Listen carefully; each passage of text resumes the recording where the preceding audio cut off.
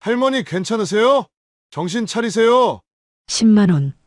그것은 유태연이 가진 전부였습니다. 하지만 그는 눈 속에 쓰러진 낯선 할머니를 위해 그 돈을 건넸죠. 24시간 뒤 벤츠를 타고 나타난 그 할머니는 대한전기산업의 회장 부인이었습니다. 그리고 그날 저녁 성북동 저택에서 태연은 자신이 2년간 숨겨온 연인의 부모를 마주했습니다. 내 딸은 안 돼. 당신과는 신분이 달라. 회장의 냉정한 선언 이후 태연의 인생은 송전선처럼 끊어지고 말았습니다. 하지만 회장 부인은 왜 목숨을 걸고서라도 태연을 지키려 했을까요? 태연과 회장 가족들 사이에는 어떤 인연이 숨겨져 있었을까요? 사연 시작 전 구독과 좋아요로 함께 해주세요. 2월의 서울은 유난히 추웠습니다. 퇴근 시간이 되자 하늘에서는 굵은 눈송이가 쏟아지기 시작했죠. 강남역 횡단보도 앞은 사람들로 북적였습니다. 그런데 횡단보도 한쪽에 내리는 눈을 그대로 맞으며 할머니가 쓰러져 있었습니다. 고급스러운 캐시미어 코트 위로 눈이 하얗게 쌓여 있었죠.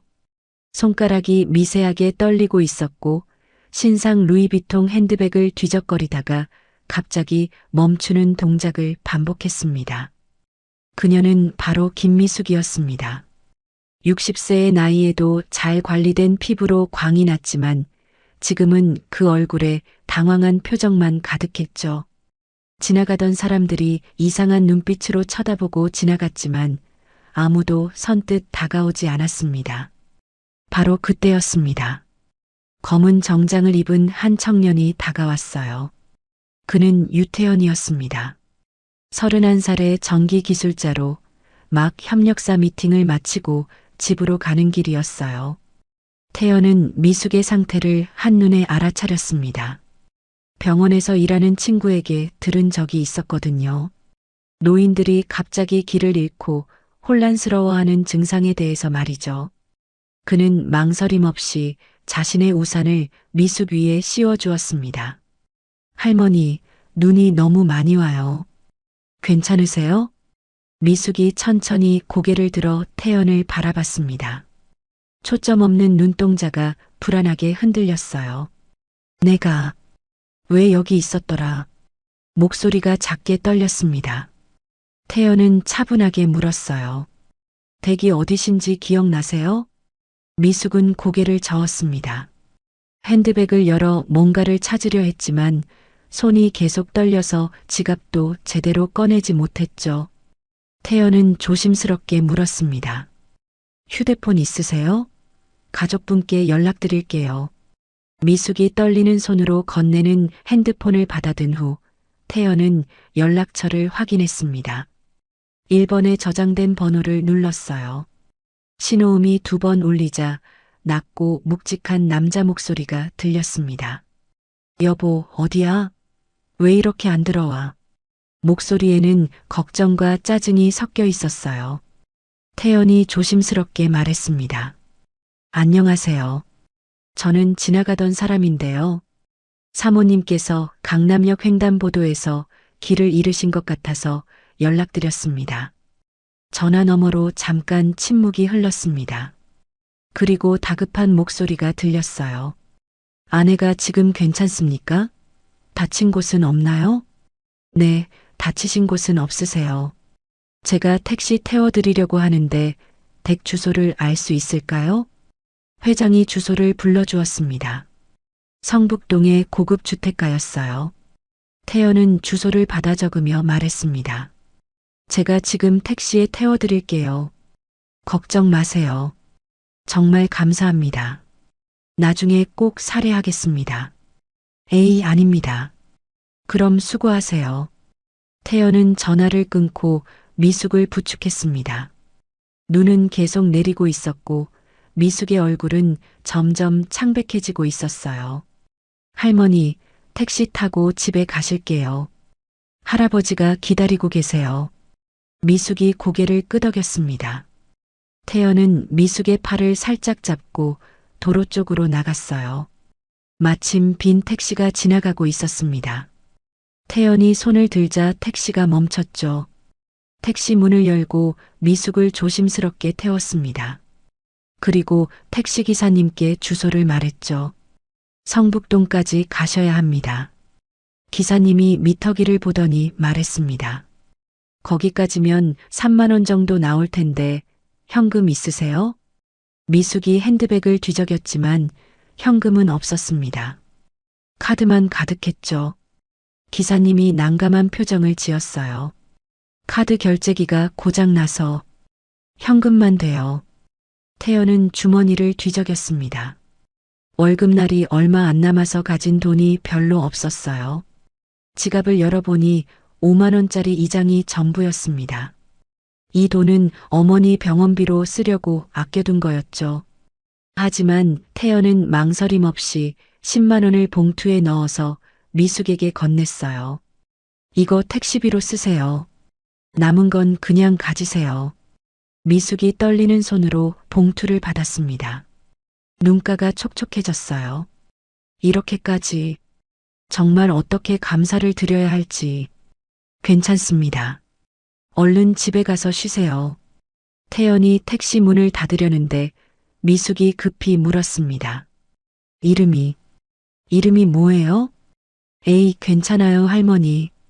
조심히 들어가세요. 태연은 택시 문을 닫고 뒤로 물러섰습니다. 택시가 천천히 출발했어요. 뒷유리창 너머로 미숙이 계속 뒤를 돌아보는 게 보였습니다. 태연은 택시가 사라질 때까지 그 자리에 서 있었어요.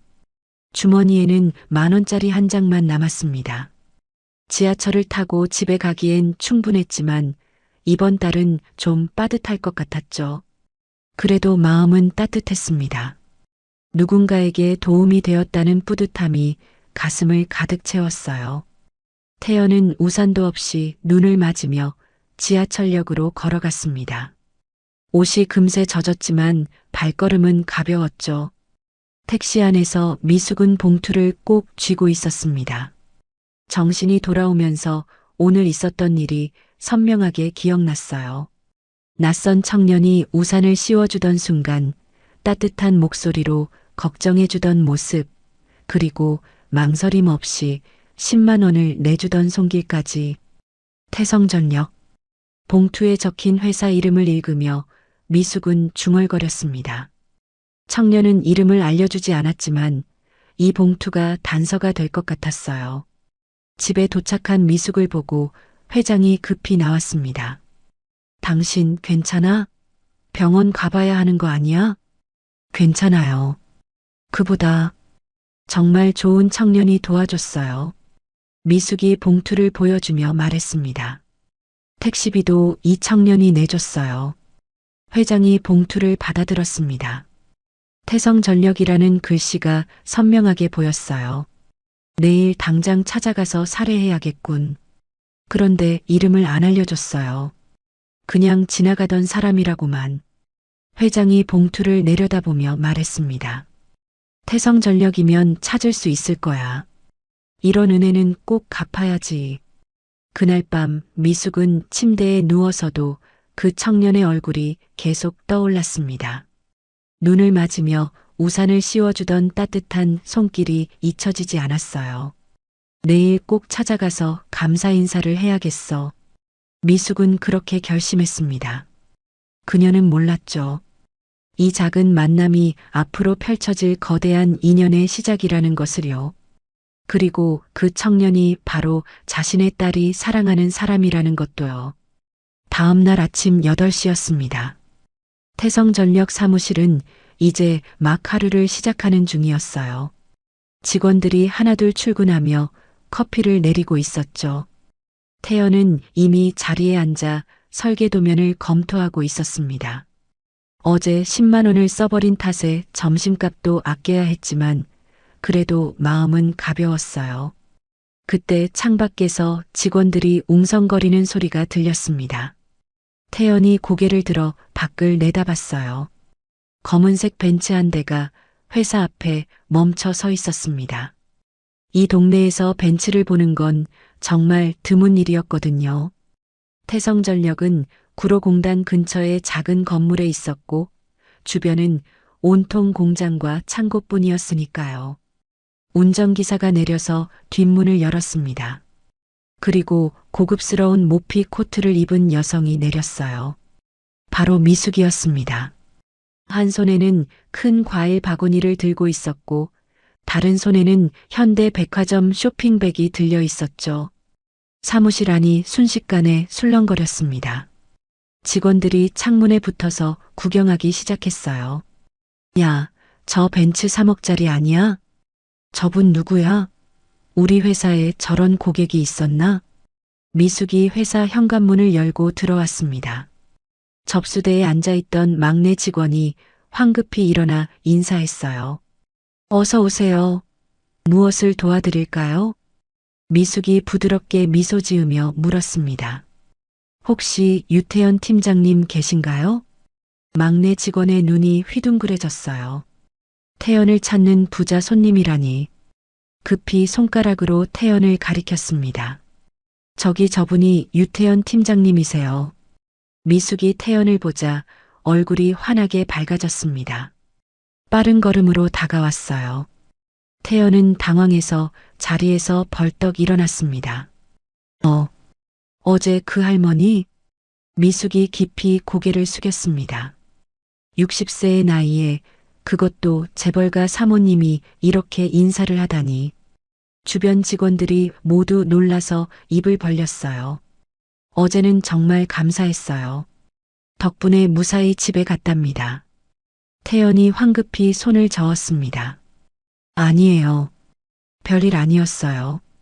이렇게까지 오실 필요 없었는데. 미숙이 과일 바구니를 내밀었습니다. 샤인머스켓과 한라봉, 애플망고 같은 비싼 과일들이 가득했어요. 이건 감사의 표시예요. 직원분들과 나눠 드세요. 그리고 쇼핑백도 태연에게 건넸습니다. 안에는 고급 정장 한 벌이 들어 있었어요. 어제 옷이 눈에 젖은 걸 봤어요. 이거라도 받아주세요. 태연이 당황해서 뒤로 물러섰습니다. 이건 너무 과하신데요. 이런 건 받을 수 없습니다. 미숙이 태연의 손을 잡았어요. 따뜻하고 부드러운 손이었습니다. 젊은이, 어제 10만 원 택시비 내준 거 알아요. 덕분에 제가 무사히 집에 올 수 있었어요. 태연이 머쓱하게 웃었습니다. 그냥 당연한 일을 한 것뿐이에요. 미숙이 진지한 표정으로 말했습니다. 요즘 세상에 당연한 일을 하는 사람이 얼마나 있겠어요. 게다가 10만 원은 작은 돈이 아니잖아요. 주변 직원들이 수군거렸습니다. 태연이 어제 10만 원을 썼다는 얘기에 모두 놀랐죠. 태연 월급이 많지 않다는 걸 다들 알고 있었거든요. 미숙이 갑자기 생각난 듯 말했어요. 그런데 정말 미안한데 혹시 시간 되시면 우리 집에 한번 오실 수 있어요? 남편이 꼭 감사 인사를 하고 싶다고 했거든요. 태연이 손사래를 쳤습니다. 정말 괜찮습니다. 이미 충분히. 제발 부탁이에요. 저녁 식사라도 대접하고 싶어요. 오늘 저녁 7시 어떠세요? 미숙의 간절한 눈빛에 태연은 거절하기 어려웠습니다.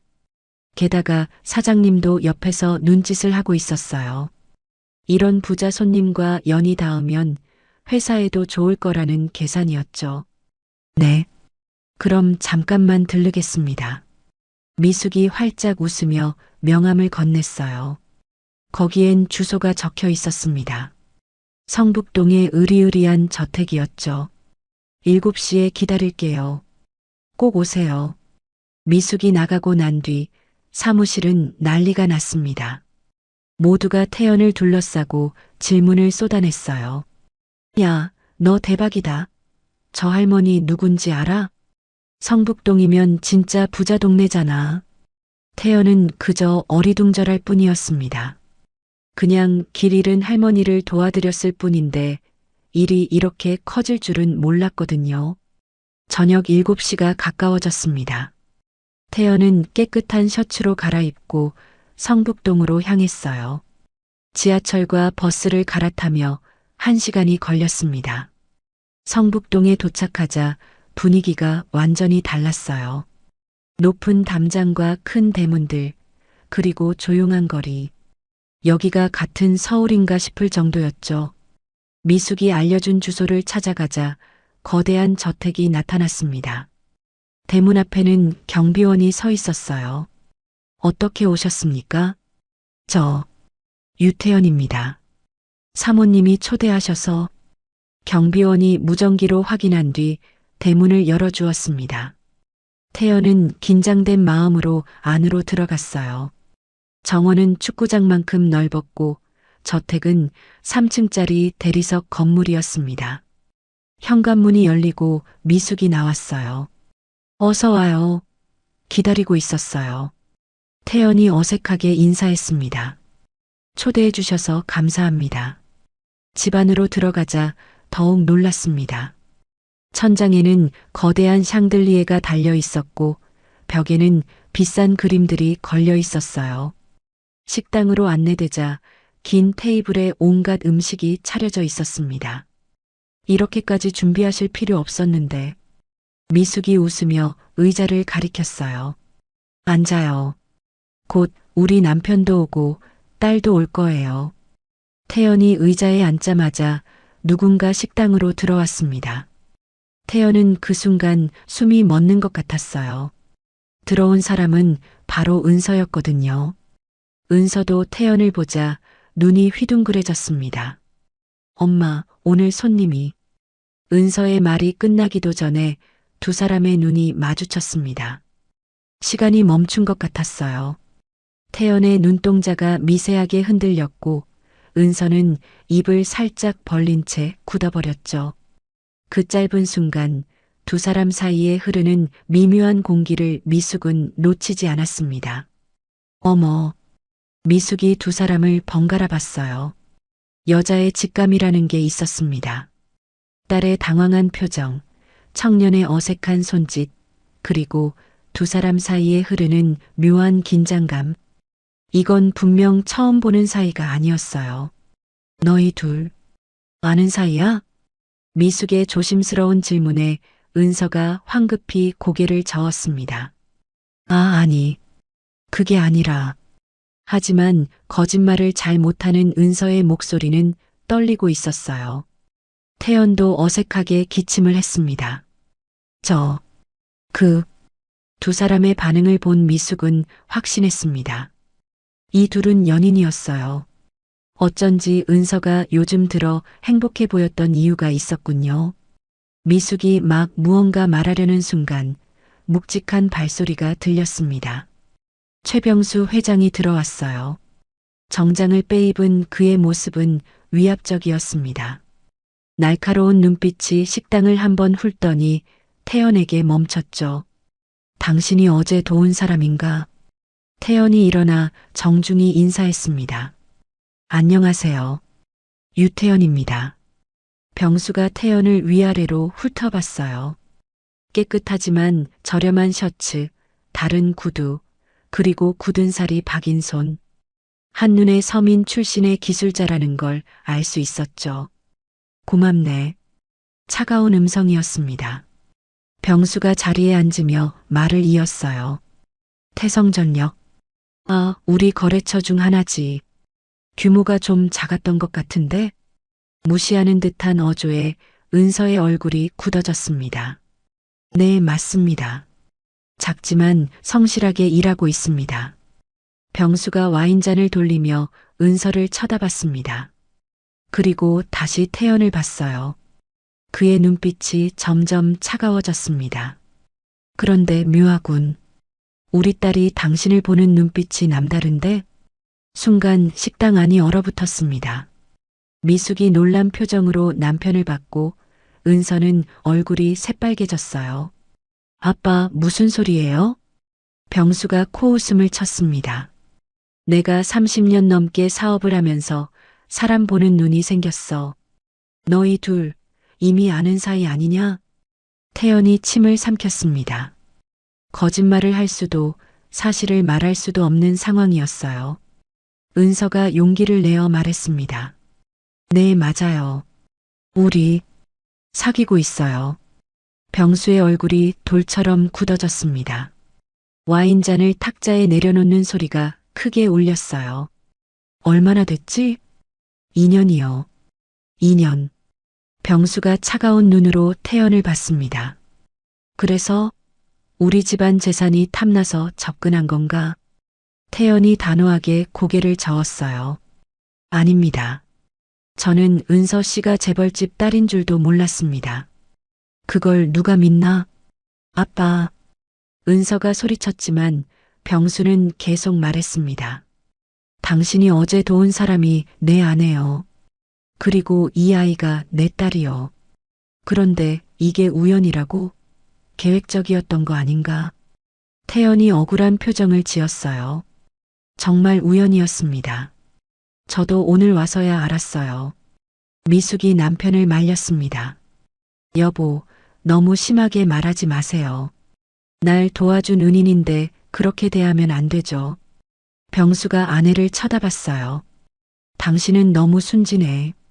세상은 착한 마음만으로 굴러가지 않아. 그리고 다시 태연을 봤습니다.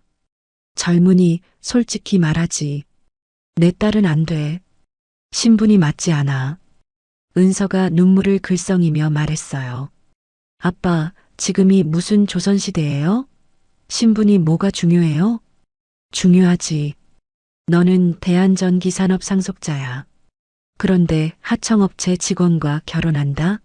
세상이 뭐라고 하겠어? 병수가 차갑게 말했습니다. 오늘은 가는 게 좋겠군. 그리고 앞으로 내 딸과 만나지 마시게. 은서가 울먹이며 태연의 팔을 잡았어요. 오빠. 태연이 은서의 손을 살짝 뿌리쳤습니다. 그리고 병수를 똑바로 봤어요. 회장님 말씀 잘 들었습니다. 하지만 한 가지만 말씀드리겠습니다. 병수가 눈썹을 치켜 올렸어요. 뭔가? 저는 돈이나 지위를 보고 은서 씨를 만난 게 아닙니다. 진심으로 사랑합니다. 그리고 언젠가는 제 진심을 인정받을 날이 올 거라 믿습니다. 태연이 미숙에게 인사했어요. 초대해 주셔서 감사했습니다. 그럼 실례하겠습니다. 태연이 집을 나가자 은서가 따라가려 했습니다. 하지만 병수가 막았어요. 앉아 있어. 은서가 주저앉아 울기 시작했습니다. 미숙이 딸을 안아주며 남편을 원망스럽게 봤어요. 여보, 너무했어요. 병수가 차갑게 말했습니다. 나는 내 딸을 위해서 하는 말이야. 신분이 다른 사람과 결혼해서 행복한 경우를 본 적 있어? 미숙이 한숨을 쉬었어요. 그래도 그 청년은 좋은 사람이에요. 제가 봤어요. 좋은 사람? 세상에 좋은 사람만으로는 살 수 없어. 현실을 봐야지. 병수가 자리에서 일어났습니다. 은서, 내일부터 그 사람과 연락 끊어. 안 그러면 내가 직접 나설 거야. 은서가 울먹이며 소리쳤어요. 아빠가 뭔데요? 내 인생이에요. 네 인생? 너는 내 딸이고 대한전기산업의 상속자야. 그에 맞는 책임이 있어. 병수는 서재로 나갔습니다. 무거운 침묵이 남았어요. 은서는 계속 울고 있었고 미숙은 딸을 달래며 마음 아파했습니다. 한편 태연은 집으로 가는 버스 안에서 복잡한 마음이었어요. 은서의 정체를 알게 되고 은서 아버지가 반대할 줄은 알았지만 직접 듣고 나니 가슴이 아팠습니다. 하지만 포기할 수는 없었어요. 은서를 진심으로 사랑했으니까요. 휴대폰이 울렸습니다. 은서였어요. 오빠 미안해요. 아빠가 너무 심하게 말했죠? 괜찮아. 예상했던 일이야. 우리 어떻게 해야 할까? 태연이 창밖을 보며 말했어요. 시간이 걸리더라도 인정받고 싶어. 정정당당하게. 은서가 울먹이며 말했습니다. 고마워요. 나도 포기하지 않을게요. 두 사람은 서로를 믿기로 했습니다. 비록 앞길은 험난하겠지만 사랑은 모든 것을 이길 수 있다고 믿었으니까요. 저녁 식사 사건이 있은 지 일주일이 지났습니다. 태연과 은서는 몰래 연락을 주고받았지만 만나지는 못했어요. 회장의 반대가 너무 강했기 때문이었죠. 그러던 어느 토요일 오후 태연에게 예상치 못한 전화가 걸려왔습니다. 태연 씨, 저 은서 엄마예요. 미숙의 목소리였습니다. 태연이 놀라서 자리에서 벌떡 일어났어요. 아, 네. 안녕하세요. 그런데 지금 급한 일이 생겼어요. 우리 별장에 전기 사고가 났는데 주변 전기업체가 주말이라 일을 안 하네요. 혹시 와주실 수 있어요? 태연이 잠시 망설였습니다. 하지만 미숙의 목소리가 너무 다급했어요. 폭우 때문에 정전이 됐는데 발전기도 작동을 안 한대요. 은서도 같이 있어서 걱정이에요. 은서가 있다는 말에 태연의 마음이 급해졌습니다. 어디신지 주소 보내주세요. 지금 바로 가겠습니다. 태연은 작업 도구를 챙겨서 회사 트럭을 몰고 출발했어요. 하늘에서는 장대비가 쏟아지고 있었습니다. 와이퍼를 최고 속도로 작동시켜도 앞이 잘 보이지 않을 정도였죠. 양평에 있는 별장까지는 1시간이 걸렸습니다. 별장에 도착하자 대문 앞에 미숙이 우산을 쓰고 서 있었어요. 태연 씨, 와주셔서 정말 감사해요. 상황이 어떻게 되죠? 조금 전부터 갑자기 전기가 나갔어요. 비상 발전기도 작동을 안 하고요. 태연이 작업복으로 갈아입으며 물었습니다. 회장님도 계신가요? 미숙이 고개를 끄덕였어요. 네, 서재에 계세요. 아직은 태연 씨가 온 걸 모르실 거예요. 태연은 빠르게 전기실로 향했습니다. 문을 열자 타는 냄새가 났어요. 분명히 어디선가 누전이 일어난 것 같았습니다. 누전 위치를 찾아야 해요. 설계도면 있으세요? 미숙이 고개를 저었습니다. 그런 건 없어요. 이 별장은 20년 된 건물이라. 태연이 벽에 붙은 배전반을 열었어요. 복잡한 전선들이 엉켜 있었지만 태연의 눈에는 문제가 보였습니다. 비라인에 문제가 있네요. 누전 위치 비라인입니다. 태연이 차단기를 내리려는 순간 밖에서 큰 소리가 들렸어요. 뭐 하는 거야? 누가 함부로 만지라고 했어. 회장이었습니다. 빗물에 젖은 채로 화난 표정을 짓고 있었어요. 태연 씨를 제가 불렀어요. 미숙이 급히 설명했지만 회장은 여전히 화가 나 있었습니다. 내가 뭐라고 했소? 이 녀석과 엮이지 말라고 했잖아. 회장이 태연에게 다가왔어요. 그런데 그때 갑자기 발을 헛디뎠습니다. 빗물에 미끄러진 거였어요. 균형을 잃은 회장이 옆에 있던 철제 난간을 잡으려 했습니다. 태연의 눈이 휘둥그레졌어요. 그 철제 난간은 전기가 흐르는 곳과 연결되어 있었거든요. 누전이 일어난 상태에서 젖은 손으로 잡으면 감전될 수 있었습니다. 위험합니다. 잡으면 안 돼요. 태연이 있는 힘껏 달려들었어요. 회장을 옆으로 밀치고 대신 넘어졌습니다. 그 순간 철제 난간에서 파란 스파크가 번쩍 튀었어요. 만약 회장이 잡았다면 큰 사고가 날 뻔했습니다. 회장이 놀란 눈으로 태연을 봤어요. 태연은 무릎이 까진 채로 일어났습니다. 괜찮으십니까? 방금 날 구한 건가? 태연이 급히 차단기 쪽으로 뛰어갔어요. 먼저 전원부터 차단해야 합니다. 메인 차단기를 내리자 스파크가 멈췄습니다. 태연은 손전등을 켜고 누전 구간을 확인했어요. 그리고 예비 전선을 연결해서 임시로 전기를 복구했습니다. 별장에 다시 불이 들어왔어요. 은서가 안도의 한숨을 쉬며 나왔습니다. 오빠, 다친 데는 없어요? 회장이 의아한 표정으로 물었어요. 그런데 네가 어떻게 이 별장 구조를 알았지? 설계도도 없는데 누전 위치를 정확히 찾아냈잖아. 태연이 머쓱하게 웃었습니다. 사실 웬만한 별장은 다 비슷해요. 전기공사를 여러 번 해봤거든요. 특히 이 구조는 제가 설계 공부할 때 봤던 전형적인 구조예요. 회장의 눈이 커졌어요. 뭐, 네가 이걸 봤다고? 네. 그래서 구조를 외우고 있었습니다.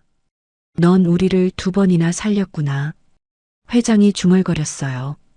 미숙이 태연의 상처를 보고 놀랐습니다. 어머, 무릎에서 피가 나요. 은서야, 얼른 약 상자 가져와. 태연이 손사래를 쳤어요. 괜찮습니다. 이 정도는 아무것도 아니에요. 자신을 구하려고 망설임 없이 뛰어든 청년. 그리고 그 청년을 진심으로 걱정하는 아내와 딸의 모습. 뭔가 마음속에서 움직이는 게 있었어요. 저녁이 되었습니다.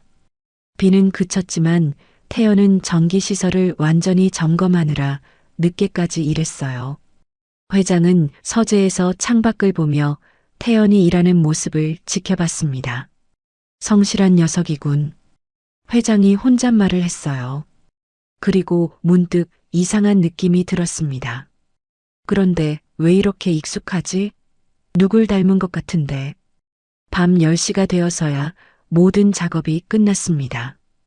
태연이 도구를 정리하고 나가려는데 회장이 불렀어요. 잠깐. 태연이 돌아봤습니다.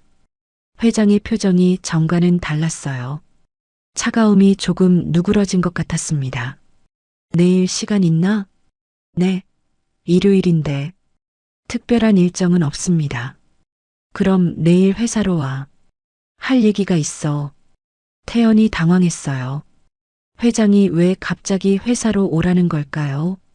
다음 날 오전, 태연은 정장을 입고 대한전기산업 본사로 갔습니다. 일요일이라 건물은 한산했어요. 회장실에 들어가자 회장이 창밖을 보고 서 있었습니다. 앉게. 태연이 조심스럽게 앉았어요. 회장이 돌아서며 말했습니다. 어제 일로 생각이 많았네.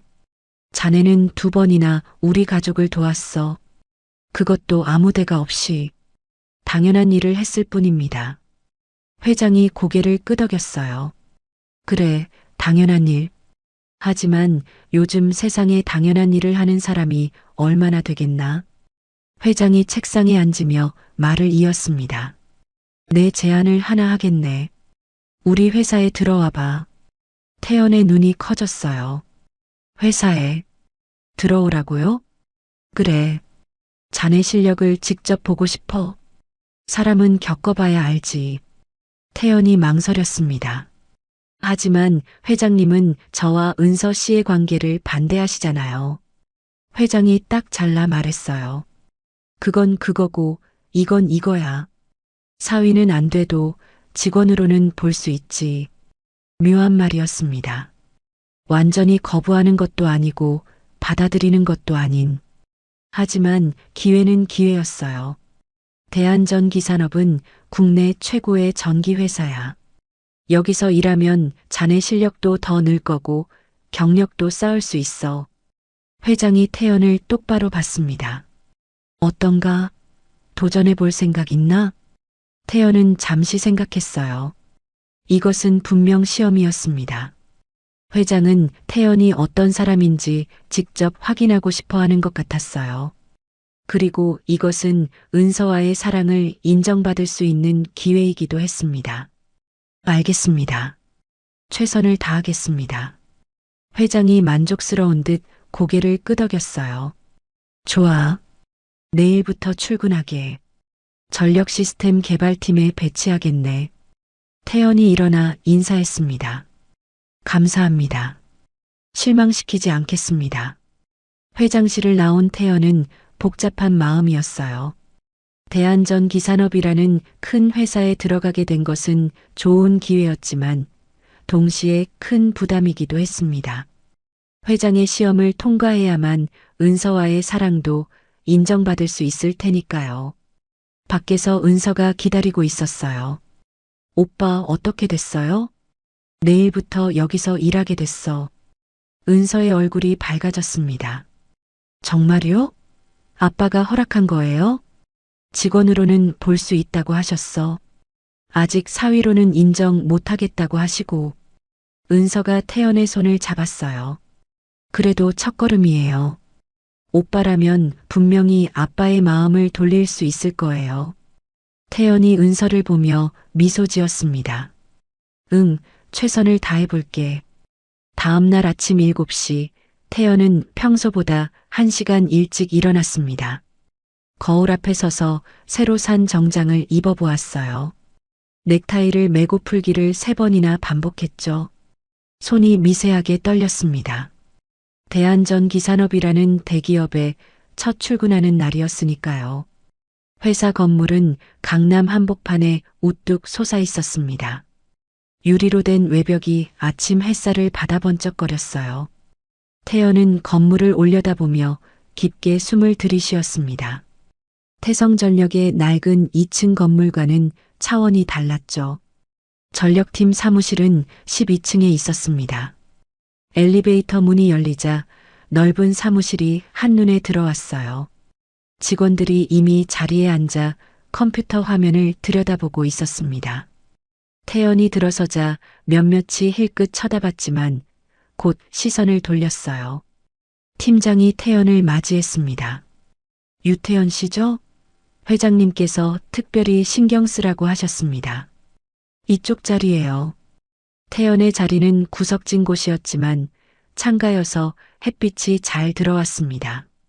책상 위에는 새 노트북과 사무용품이 깔끔하게 정리되어 있었어요. 태연은 가방을 내려놓고 자리에 앉았습니다. 첫 일주일은 회사 시스템을 익히는데 보냈습니다. 태연은 매일 밤늦게까지 남아 회사의 전력 설계도를 공부했어요. 대한전기산업이 지난 10년간 시공한 모든 건물의 도면을 머릿속에 새겼습니다. 병원, 학교, 공장, 아파트 단지까지. 특히 병원 전력 시스템에 집중했죠. 생명과 직결된 곳이었으니까요. 어느 날 점심시간, 태연은 혼자 구내식당에서 밥을 먹고 있었습니다. 그때 누군가 맞은편에 앉았어요. 기획본부장 이상준이었습니다.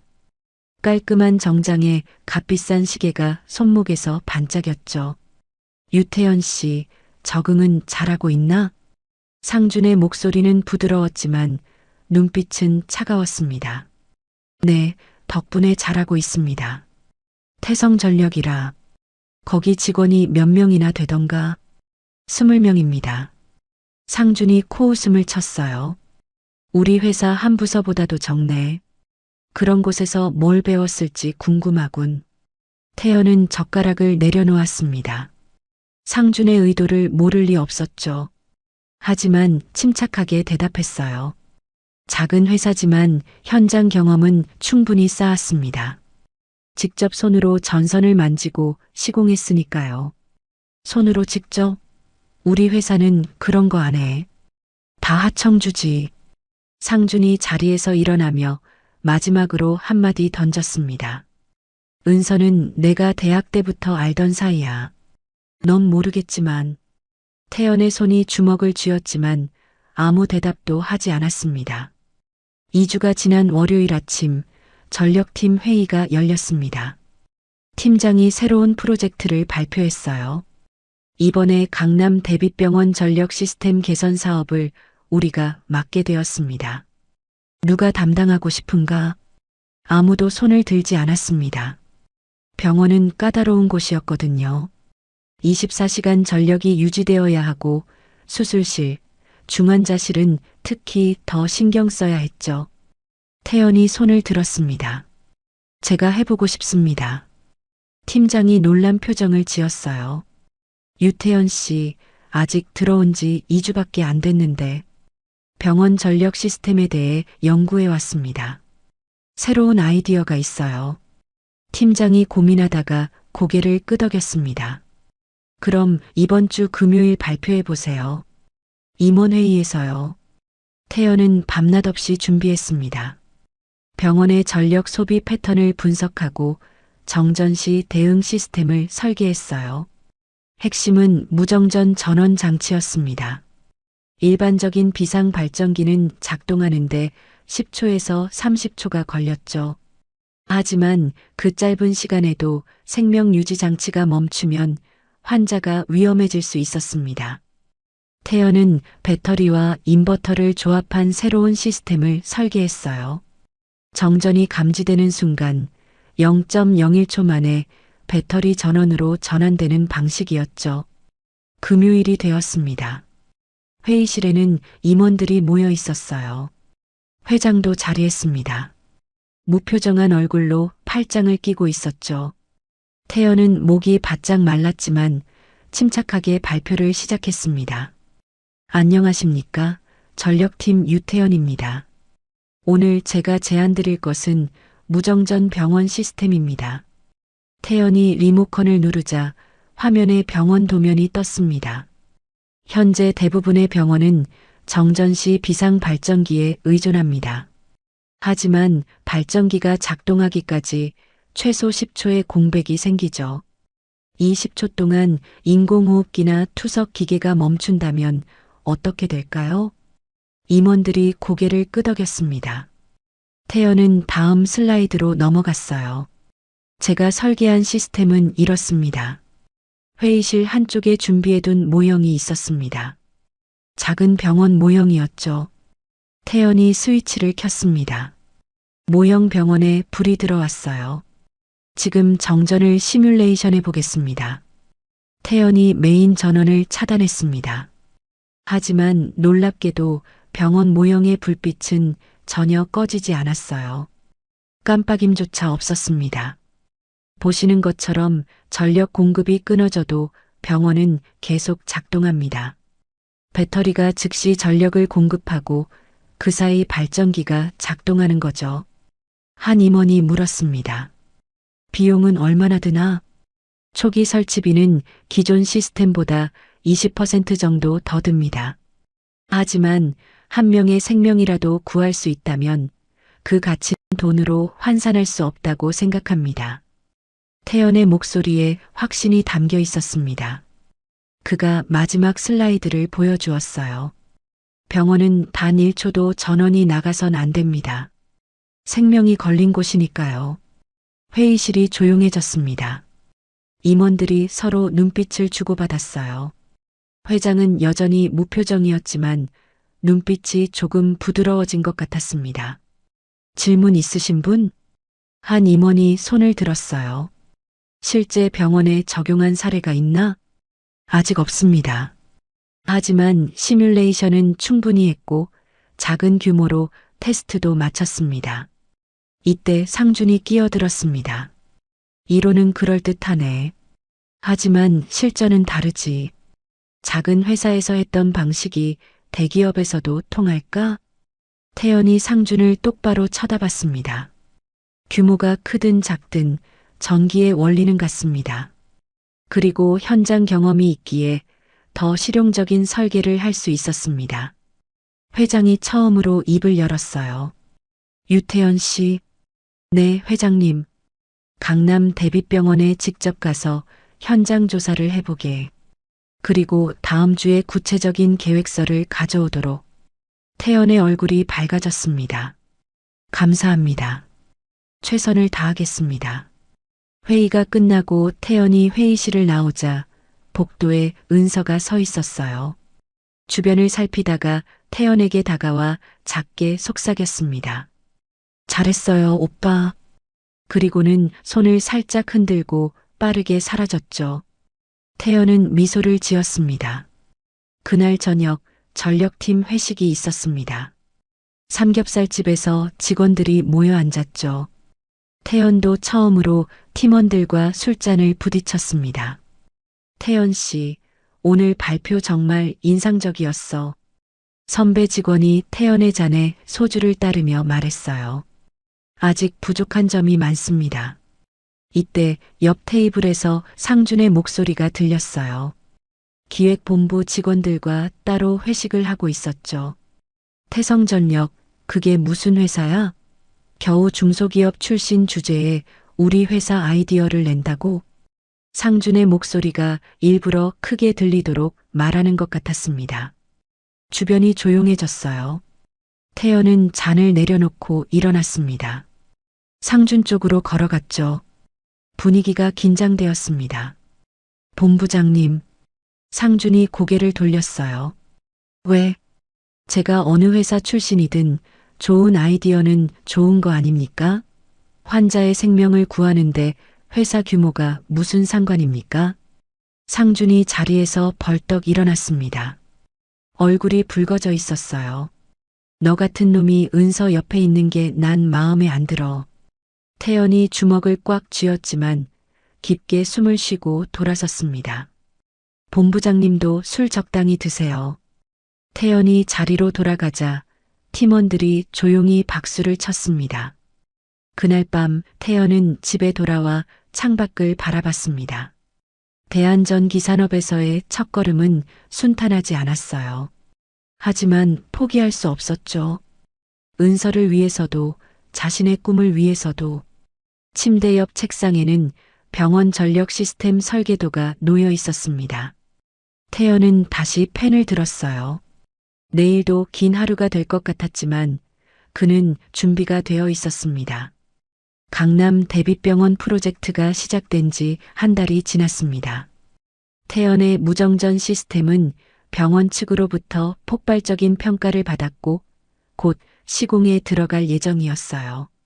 그런데 이상한 일이 생겼습니다. 병원에서 갑자기 장비 일부를 교체하겠다고 통보해 왔죠. 태연이 설계한 핵심 부품들을 다른 제품으로 바꾸겠다는 것이었습니다. 태연은 즉시 병원 시설팀장을 찾아갔습니다. 팀장님, 이 장비들은 제가 설계한 시스템과 호환이 안 됩니다. 왜 갑자기 바꾸시는 겁니까? 시설팀장은 어색하게 웃으며 시선을 피했어요. 위에서 결정한 사항입니다. 비용 문제도 있고요. 태연은 교체 장비 목록을 살펴봤습니다. 중국산 저가 제품들이었어요. 겉보기엔 비슷해 보였지만 성능은 현저히 떨어지는 것들이었죠. 더 이상한 건 가격이었습니다. 서류상 가격은 오히려 원래 제품보다 비쌌어요. 태연은 직감적으로 뭔가 잘못되었다는 걸 알았습니다. 하지만 이미 결제는 끝난 상태였죠. 태연은 검수 보고서에 이 사실을 명확히 기록했습니다. 장비에 결함이 있고 시스템 호환에 문제가 있으니 교체해야 한다고 적었어요. 그로부터 일주일 뒤 월요일 아침이었습니다. 태연이 출근하자 사무실 분위기가 이상했어요. 동료들이 태연을 힐끗힐끗 쳐다보다가 시선을 돌렸죠. 팀장이 굳은 표정으로 다가왔습니다. 유태연 씨, 회장실로 오라는데요. 태연의 가슴이 쿵 내려앉았습니다. 불길한 예감이 들었어요. 회장실에는 회장과 이상준, 그리고 감사팀장이 있었습니다. 책상 위에는 서류 뭉치가 놓여 있었죠. 상준의 입꼬리가 미세하게 올라가 있었습니다. 승리를 확신하는 표정이었어요. 회장이 차가운 목소리로 물었습니다. 유태연 씨, 강남 대비병원 장비 납품건에 대해 할 말이 있나? 태연은 당황했지만 침착하게 대답했습니다. 무슨 말씀이신지 모르겠습니다. 상준이 서류를 들어보였어요. 이 납품 계약서를 보세요. 중국산 불량 장비를 정품 가격으로 납품했습니다. 차액은 어디로 갔을까요? 태연의 얼굴이 창백해졌습니다. 그건 제가 한 일이 아닙니다. 오히려 저는 그 장비들을 교체하라고 보고서를 썼습니다. 회장이 다른 서류를 집어들었어요. 그래. 그런데 왜 서류엔 유태연 이름이 없지? 상준이 끼어들었습니다. 유태연 씨가 검수 보고서를 담당했죠. 최종 확인도 했고요. 문제가 있었다면 왜 그때 말하지 않았습니까? 태연의 목소리가 떨렸습니다. 결함이 있었지만 수정 요청을 했습니다. 보고서에 다 기록되어 있을 겁니다. 하지만 상준이 보여준 검수 보고서에는 태연이 쓴 내용이 없었어요. 누군가 조작한 것이었죠. 대신 모든 장비가 정상이라는 내용만 있었습니다. 그리고 아래에는 태연의 도장이 찍혀 있었어요. 태연이 소리쳤습니다. 난 서류에 도장 찍은 적 없습니다. 이건 조작입니다. 회장의 표정이 더욱 차가워졌어요. 증거가 있나? 없다면 변명으로밖에 들리지 않네. 태연은 말문이 막혔습니다. 자신이 쓴 원본 보고서는 이미 사라진 뒤였어요. 컴퓨터 파일도 삭제되어 있었죠. 완벽한 함정이었습니다. 상준이 가짜 걱정스러운 표정을 지었어요. 태연 씨, 돈이 필요했나요? 그렇다면 회사에 말했어야죠. 태연의 주먹이 떨렸습니다. 상준을 때려주고 싶었지만 꾹 참았어요. 여기서 화를 내면 더 불리해질 뿐이었죠. 회장이 한숨을 쉬었습니다. 결국 돈이었군. 내가 사람을 잘못 봤어. 그 말이 태연의 가슴에 비수처럼 꽂혔습니다. 회장의 실망한 눈빛이 태연을 더 괴롭혔어요. 억울함에 눈물이 날 것 같았지만 이를 악물고 참았습니다. 이틀 뒤 언론에서 이 사건이 터졌습니다. 누군가 기자들에게 제보한 것이었죠. 아침 뉴스에 큼지막한 자막이 떴어요. 하청 출신 기술자 납품 비리. 태연의 이름은 나오지 않았지만 업계 사람들은 다 알 수 있었습니다. 회사 로비에 기자들이 몰려들었어요. 태연이 건물을 나서자 플래시가 터졌습니다. 눈이 부셔서 앞이 잘 보이지 않았어요. 납품 비리 사실입니까? 리베이트 받으신 게 맞나요? 태연은 고개를 숙이고 빠르게 걸었습니다. 기자들이 계속 따라왔어요. 마이크가 얼굴 앞까지 들이밀어졌죠. 태연은 아무 말도 하지 않았습니다. 무엇을 말해도 변명으로 들릴 테니까요. 다음 날 징계위원회가 열렸습니다. 회의실에는 임원들이 모여 있었어요. 태연은 그들 앞에 서 있었습니다. 마치 재판정에 선 죄인 같았죠. 징계위원장이 무거운 목소리로 말했습니다. 유태연 씨는 회사의 신뢰를 저버렸습니다. 비록 형사 고발은 하지 않기로 했지만 즉시 해고 처분합니다. 태연의 다리에 힘이 풀렸습니다. 하지만 쓰러지지 않으려고 버텼어요. 임원들의 차가운 시선이 느껴졌습니다. 그 중에서도 상준의 시선이 가장 따가웠죠. 그는 작게 미소 짓고 있었어요. 태연은 고개를 숙인 채 회의실을 나왔습니다. 복도를 걸어가는데 발걸음이 천근만근이었어요. 직원들이 수군거리는 소리가 들렸습니다. 역시 중소 출신은 안 되는구나. 돈 앞에서는 다 똑같네. 태연은 귀를 막고 싶었습니다. 하지만 그 말들은 칼날처럼 가슴에 박혔어요. 사무실로 돌아가 짐을 정리하기 시작했습니다. 책상 위에 설계도들, 노트북, 사무용품들 하나하나 상자에 담았어요. 불과 2달 전 희망에 차서 펼쳐놓았던 것들이었죠. 그때 은서가 뛰어들어왔습니다. 눈이 빨갛게 충혈되어 있었어요. 울면서 온 것이 분명했죠. 오빠. 은서가 태연을 붙잡았습니다. 손이 떨리고 있었어요. 이게 무슨 일이에요? 오빠가 그런 사람 아니잖아요. 태연이 힘없이 웃었습니다. 은서야, 미안해. 뭐가 미안해요? 오빠는 잘못한 게 없잖아요. 이건 분명히 누군가 꾸민 일이에요. 은서의 목소리가 울먹였습니다. 태연은 은서의 손을 잡았어요. 차가운 손이었죠. 나도 알아. 하지만 증거가 없어. 그럼 찾으면 되잖아요. 내가 아빠한테 말할게요. 오빠는 그런 사람 아니라고. 태연이 고개를 저었습니다. 이미 끝난 일이야. 회장님은 나를 믿지 않으셔. 은서가 울음을 터뜨렸어요. 이건 불공평해요. 오빠는 그렇게 열심히 했는데. 태연이 은서를 안았습니다.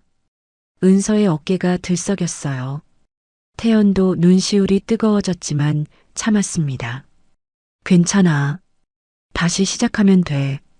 하지만 태연 자신도 그 말을 믿지 못했습니다. 한번 찍힌 낙인은 쉽게 지워지지 않을 테니까요. 태연이 상자를 들고 회사를 나왔습니다. 정문 앞에서 뒤돌아봤어요. 높은 건물이 하늘을 찌를 듯 서 있었죠. 2달 전엔 희망의 상징이었는데 이제는 절망의 벽처럼 느껴졌습니다. 집으로 가는 지하철 안 태연은 멍하니 창밖을 바라봤어요. 터널 속 어둠이 그의 마음 같았습니다. 휴대폰이 울렸지만 받지 않았어요. 아마 은서일 테지만 지금은 누구와도 말하고 싶지 않았습니다. 집에 도착한 태연은 상자를 구석에 놓고 침대에 쓰러졌어요. 천장을 바라보며 생각했습니다. 왜 이런 일이 일어났을까? 상주는 왜 자신을 이렇게까지 미워하는 걸까? 답은 간단했습니다. 은서 때문이었죠. 상주는 은서를 포기할 수 없었고 그래서 태연을 제거하려 한 것이었어요. 완벽한 계획이었습니다. 태연은 그 함정에서 빠져나올 방법이 없었죠. 밤이 깊어갔습니다. 태연은 잠들지 못하고 뒤척였어요. 억울함과 분노, 좌절감이 뒤섞여 가슴을 짓눌렀습니다. 하지만 가장 아픈 건 회장의 실망한 눈빛이었어요. 그 눈빛이 계속 떠올라 잠을 이룰 수 없었습니다. 새벽 3시 태연은 일어나 창가에 섰습니다. 도시의 불빛들이 여전히 반짝이고 있었어요. 저 불빛들 중 많은 곳이 그가 설계한 전력 시스템으로 밝혀지고 있을 겁니다.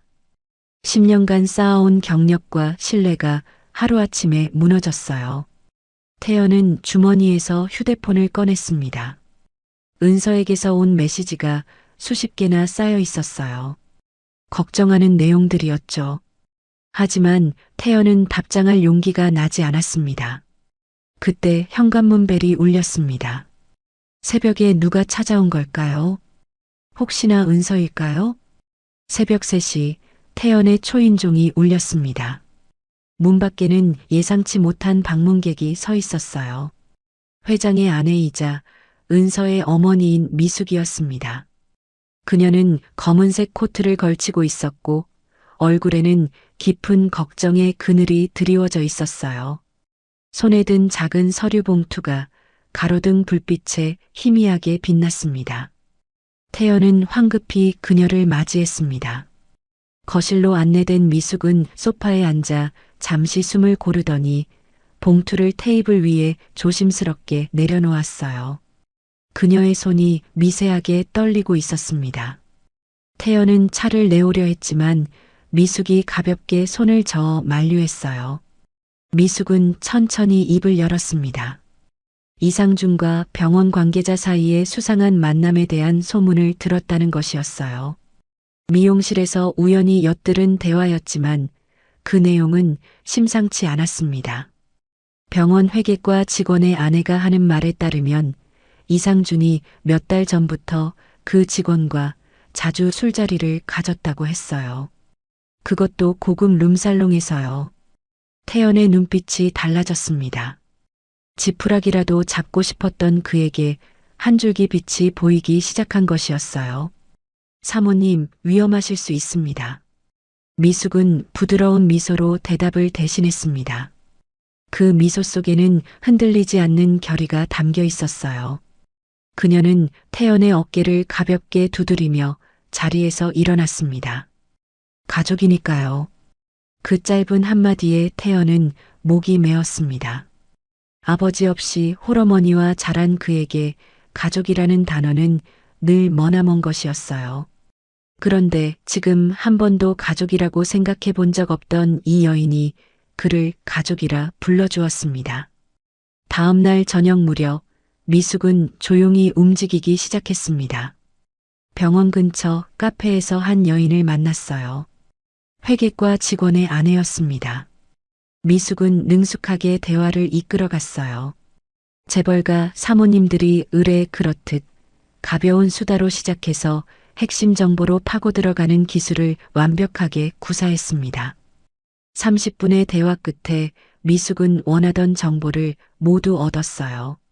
납품 계약서 원본이 병원 지하 창고에 보관되어 있다는 것, 이상준이 직접 서명한 별도의 서류가 존재한다는 것, 그리고 최근 감사가 나올 것 같아 회계과가 발칵 뒤집혔다는 것까지요. 그날 밤 11시 미숙은 검은색 세단을 타고 병원에 도착했습니다. 회장 부인의 깜짝 방문에 병원장이 황급히 나와 영접했어요. 미숙은 태연하게 남편이 병원 전기시설에 관심이 많아서 둘러보러 왔다고 설명했습니다. 병원장은 의아해하면서도 거절할 수 없었어요. 대한전기산업은 병원의 핵심 납품업체였으니까요. 미숙은 병원장의 안내를 받으며 천천히 병원을 둘러봤습니다. 중환자실, 수술실, 응급실을 거쳐 마침내 지하로 향하는 계단 앞에 섰어요. 그녀는 자연스럽게 화장실에 다녀오겠다며 병원장을 먼저 보냈습니다. 홀로 남은 미숙은 재빨리 지하 창고로 향했어요. 어둠 속에서 휴대폰 불빛에 의지해 서류 더미를 뒤지기 시작했습니다. 먼지가 폴폴 날렸고 곰팡이 냄새가 코를 찔렀어요. 하지만 미숙은 멈추지 않았습니다. 30분이 넘는 수색 끝에 드디어 찾아냈어요. 2023년도 납품 계약서 원본이었습니다. 서류를 펼쳐본 미숙의 눈이 커졌습니다. 납품 단가가 실제보다 20%나 부풀려져 있었고 그 차액을 처리한 계좌 내역이 고스란히 첨부되어 있었어요. 무엇보다 중요한 건 서명란이었습니다. 이상준의 서명만 선명하게 찍혀 있었고 태연의 이름은 어디에도 없었어요. 미숙은 떨리는 손으로 휴대폰을 꺼내 서류를 한 장 한 장 촬영했습니다. 플래시를 쓸 수 없어 선명도는 떨어졌지만 증거로는 충분했어요. 바로 그때 복도에서 발소리가 들렸습니다. 경비원이 순찰을 도는 것 같았어요. 미숙은 재빨리 서류를 제자리에 놓고 창고를 빠져나왔습니다. 심장이 터질 듯 뛰었지만 표정만은 태연함을 유지했어요. 병원을 나온 미숙은 차 안에서 한참을 앉아 있었습니다. 60년 인생에서 이런 일은 처음이었어요. 하지만 후회는 없었습니다. 딸의 행복과 억울하게 누명을 쓴 예비사위를 위해서라면 무엇이든 할 수 있었어요. 다음 날 아침 회장실의 공기는 무거웠습니다. 병수는 여느 때처럼 보고서를 검토하고 있었지만 어제부터 계속되는 불안한 예감에 집중이 되지 않았어요. 그때 미숙이 들어왔습니다. 그녀의 표정을 본 병수는 직감적으로 뭔가 중대한 일이 일어났음을 알았어요. 미숙은 말없이 인쇄된 사진들을 책상 위에 펼쳤습니다. 병수의 얼굴이 점점 굳어갔어요. 한 장 한 장 넘길 때마다 그의 주먹이 더 단단하게 쥐어졌습니다. 계약서를 다 본 병수는 한참을 말없이 창밖을 바라봤어요. 30년간 회사를 이끌어오면서 수많은 배신을 겪었지만 이번만큼 충격적인 일은 없었습니다. 내가 그 아이를 잘못 봤군. 병수의 목소리는 낮게 가라앉았습니다.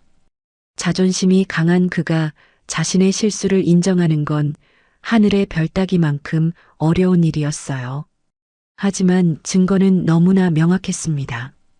그는 억울하게 쫓겨난 태연에게 미안함을 느꼈고 동시에 이상준에 대한 분노가 치밀어 올랐어요. 태연이는 돈보다 전선을 믿는 사람이에요. 미숙의 말에 병수는 고개를 끄덕였습니다.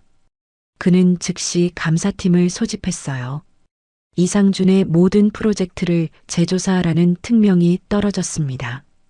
감사팀은 3일 밤낮을 새우며 조사에 매달렸어요.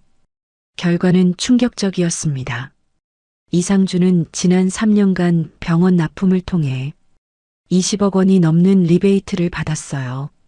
그 돈은 여러 차명 계좌로 분산되었고 일부는 병원 관계자들에게 뇌물로 전달되었습니다. 더 놀라운 건 태연을 모함하기 위해 서류를 조작했다는 증거까지 발견된 것이었어요. 감사보고서를 받아든 병수는 분노를 참을 수 없었습니다. 그는 즉시 이상준을 호출했지만 이미 그는 연락이 두절된 상태였어요. 도망친 것이 분명했습니다. 병수는 즉각 법무팀에 고발 준비를 지시했고 언론에도 이 사실을 공개하기로 결정했어요. 그날 저녁 미숙은 태연에게 전화를 걸었습니다. 모든 진실이 밝혀졌다는 소식을 전하자 전화 너머로 태연의 떨리는 숨소리가 들렸어요. 한참 동안 아무 말도 하지 못하는 태연을 기다리며 미숙은 조용히 말했습니다. 이제 돌아와요. 당신의 자리로. 전화를 끄는 태연은 창가에 서서 한참을 울었습니다. 억울함과 서러움 그리고 감사함이 뒤섞인 눈물이었어요. 그는 주머니에서 아버지가 남긴 낡은 배지를 꺼내 들었습니다. 거꾸로 선 번개 무늬가 달빛에 반짝였어요. 한편 회장실에서는 병수와 미숙이 마주 앉아 있었습니다. 병수는 아내의 손을 잡으며 감사의 마음을 전했어요. 30년을 함께 살면서도 아내가 이렇게 용감하고 지혜로운 사람인 줄 몰랐다고 고백했습니다. 그 아이 당신이 위험해도 살릴 사람이에요. 미숙이 남긴 이 예언 같은 말을 병수는 가슴 깊이 새겼습니다. 창밖으로는 먹구름이 몰려오고 있었어요. 곧 폭우가 쏟아질 것 같은 불길한 기운이 감돌았습니다. 하지만 두 사람은 아직 알지 못했어요. 이 폭우가 그들의 운명을 완전히 바꿔놓을 거라는 것을요.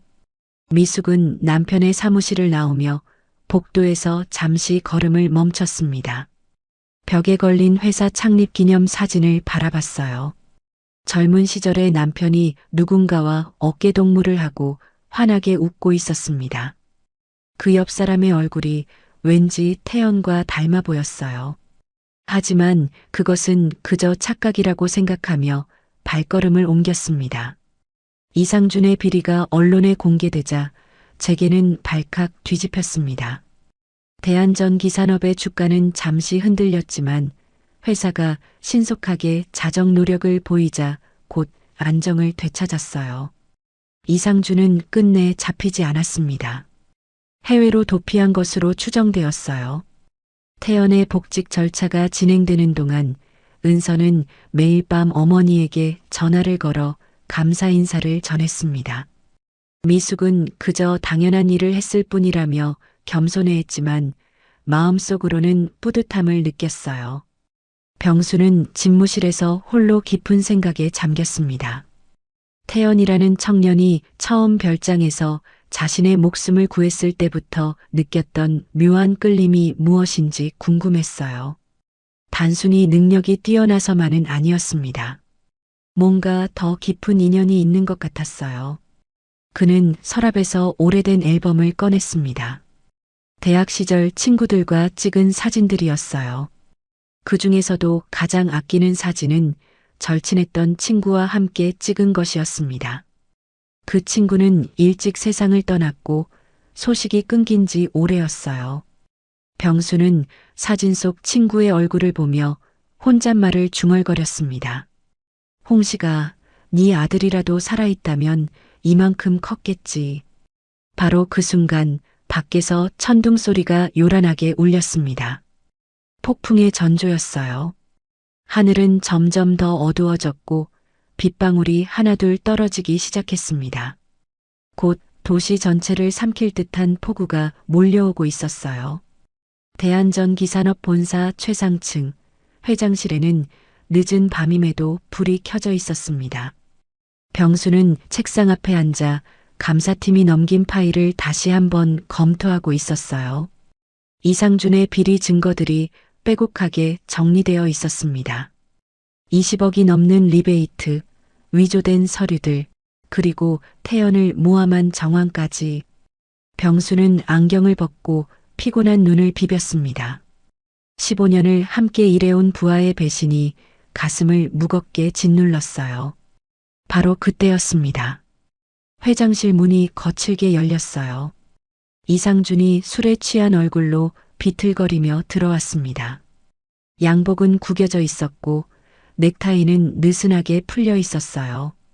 눈은 충혈되어 붉게 물들어 있었습니다. 며칠 동안 잠을 제대로 자지 못한 것이 역력했어요.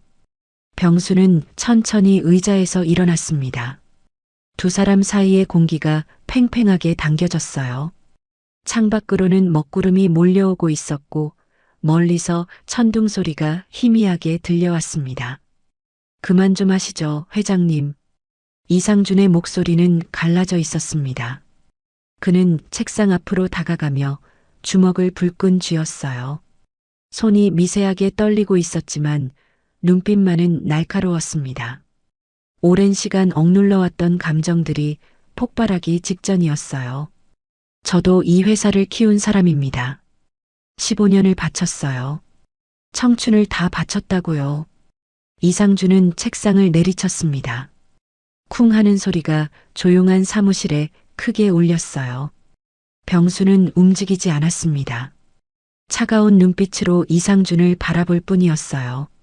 이상준은 비웃음을 터뜨렸습니다. 그 웃음에는 자조와 분노가 섞여 있었어요. 그는 흐트러진 머리를 쓸어 올리며 말을 이었습니다. 그런데 왜 그놈만 믿습니까? 태연이라는 그 하청업체 출신만. 병수의 눈빛이 더욱 차갑게 가라앉았습니다. 그는 천천히 입을 열었어요. 사람은 기술이 아니라 양심으로 키우는 거야. 그 한마디에 이상준의 얼굴이 불그락푸르락 변했습니다. 그는 주머니에서 뭔가를 만지작거리며 한 발짝 더 다가갔어요. 술 냄새가 진동했습니다. 이상준은 갑자기 책상 위에 서류철을 집어들어 바닥에 내동댕이 쳤습니다. 서류들이 사방으로 흩날렸어요. 그중 일부가 창문에 부딪혀 떨어졌습니다. 병수의 명패도 함께 떨어져 깨졌어요. 날카로운 파편이 바닥에 흩어졌습니다. 양심? 양심이라고요? 이상준의 목소리가 점점 커졌습니다. 그는 떨리는 손으로 자신의 가슴을 가리켰어요.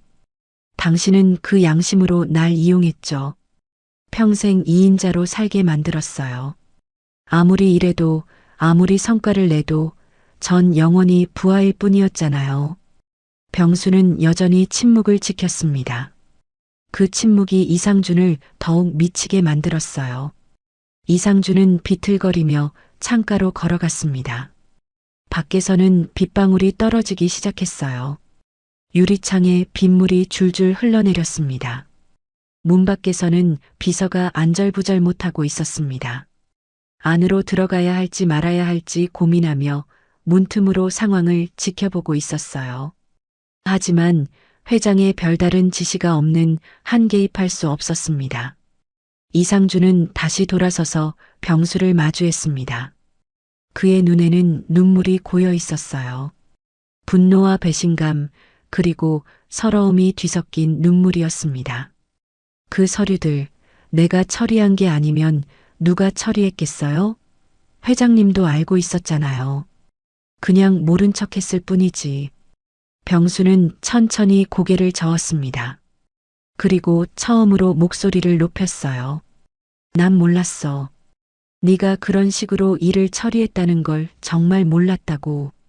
이상준은 주머니에서 무언가를 꺼냈습니다. 공구용 절연 렌치였어요. 전기 기술자들이 사용하는 도구였습니다. 그것을 손에 쥐고 흔들며 이상준은 웃었어요. 광기 어린 웃음이었습니다. 이제 끝났어요, 회장님. 끝난 건 당신이죠. 바로 그 순간 번개가 번쩍였습니다. 하얀 빛이 회장실을 순간적으로 밝혔어요. 천둥 소리가 건물을 뒤흔들었습니다. 이상준이 렌치를 들고 병수에게 달려들었어요. 병수는 재빨리 몸을 피했지만 완전히 피하지는 못했습니다. 이상준과 몸싸움을 하던 중 균형을 잃고 책상 모서리에 머리를 부딪혔어요. 날카로운 통증이 머리를 관통했습니다. 병수는 비틀거리며 뒤로 물러났어요. 이런 짓 하면 진짜로 돌아올 길 없어. 병수가 경고했지만 이상준은 듣지 않았습니다. 그는 떨어진 렌치를 다시 집으려 했어요. 하지만 그때 병수가 다시 책상 모서리에 세게 부딪히며 쓰러졌습니다. 머리에서 피가 흘러내리기 시작했어요. 이상준은 순간 멈칫했습니다. 자신이 무슨 짓을 한 건지 깨달은 것이었어요. 떨리는 손으로 입을 가렸습니다. 이럴 의도는 아니었어요. 병수는 바닥에 쓰러진 채 가쁜 숨을 몰아쉬었습니다. 피가 계속 흘러나왔지만 의식은 아직 남아 있었어요. 그는 희미한 목소리로 말했습니다. 보안팀, 부르지 말게. 그 말을 끝으로 병수는 의식을 잃었습니다. 이상준은 공포에 질려 뒷걸음질을 쳤어요. 손이 덜덜 떨렸고 다리에 힘이 풀렸습니다. 그는 황급히 회장실을 빠져나갔어요.